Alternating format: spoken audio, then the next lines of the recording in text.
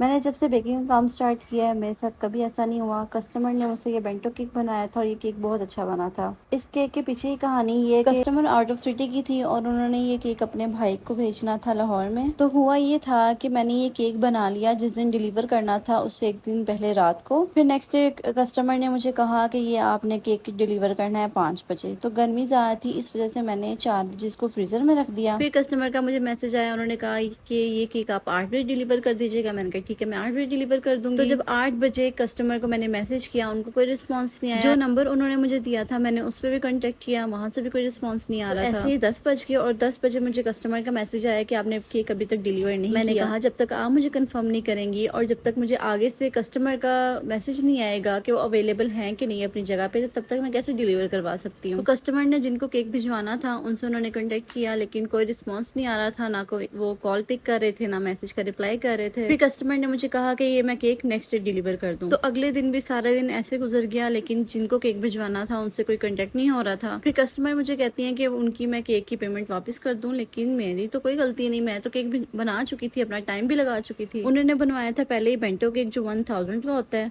फिर ज्यादातर कस्टमर्स आके हमसे यही कहते हैं जी हमारा फर्स्ट ऑर्डर है, कोई डिस्काउंट दे दें। वही उन्होंने कहा और फिर मैंने उनको डिस्काउंट दे दिया था। अब इस पे भी वो कहती हैं कि आप मुझे केक की हाफ पेमेंट वापस कर दें। मैंने उन्हें साफ मना कर दिया, देखिए मेरी तो कोई गलती नहीं है, मैंने तो केक आपके मुताबिक रेडी कर दिया था। तो वो दूसरा दिन भी गुजर गया, मतलब 2 दिन केक को पड़े हुए गुजर। मैंने उन्हें कहा देखिए अगर आप नहीं लेंगी तो फिर मैं अपनी मेड को या किसी और को दे दूंगी, चले खराब होने से बेहतर है कि किसी मुंह में चला लेकिन उन्होंने कहा नहीं आप एक दिन और रुक जाएं। फिर उन्होंने मुझे नेक्स्ट डे कहा कि ये केक आप ना मेरी फ्रेंड को भिजवा दे, मैं उनकी आपको लोकेशन सेंड कर देती हूँ। अब ये केक जब 2 दफा डिलीवर करना था तो उससे पहले मैं 1 घंटा पहले फ्रीजर में रख देती थी। फिर जब डिलीवर नहीं होता था तो फिर मैं उसको दोबारा फ्रिज में रखती थी। तो उसकी वजह से ये हुआ था कि क्रीम के ऊपर पानी आ गया था। मैंने कस्टमर को खुद से क्रीम चेंज करके दी। जो इसका केक बॉक्स था वो फ्रिज में रखने की वजह से सॉफ्ट हो गया था, मैंने बॉक्स चेंज करके दिया। 2 दिन तक तो केक सही रहता है, लेकिन तीसरे दिन आप चौथे दिन डिलीवर करवा रहे हैं तो केक तो खराब हो गई। फिर वही नेक्स्ट डे डिलीवर करना था 10-11 बजे, लेकिन सुबह रात हो गई और रात को 9-10 बजे जाके केक डिलीवर हुआ क्योंकि कस्टमर ने जिसको भेजना था वो अवेलेबल नहीं था। जब उन्होंने केक खाया तो केक खराब था। फिर मुझे कस्टमर का मैसेज आया कि जी आपने केक खराब भेज दिया है। मैंने कहा कि आप तीसरे चौथे दिन जाके केक डिलीवर करवा रही है तो केक तो खराब हो गई। इस बात पे उन्होंने मुझसे बहस शुरू कर दी। मैंने उन्हें इतना समझाया लेकिन भैंस के आगे बीन बजाने वाला काम था। उनको अपनी गलती नजर ही नहीं आ रही थी, इसमें तो कोई कसूर नहीं है मेरा, मैं तो टाइम पे अपना केक बना चुकी थी। लेकिन खैर लास्ट में मुझे कस्टमर को ब्लॉक ही करना पड़ा। तो ये कहानी थी इस केक की। वीडियो बहुत लंबी हो गई है, अब मिलती हूँ अगली किसी वीडियो में, तब तक के लिए अल्लाह हाफिज।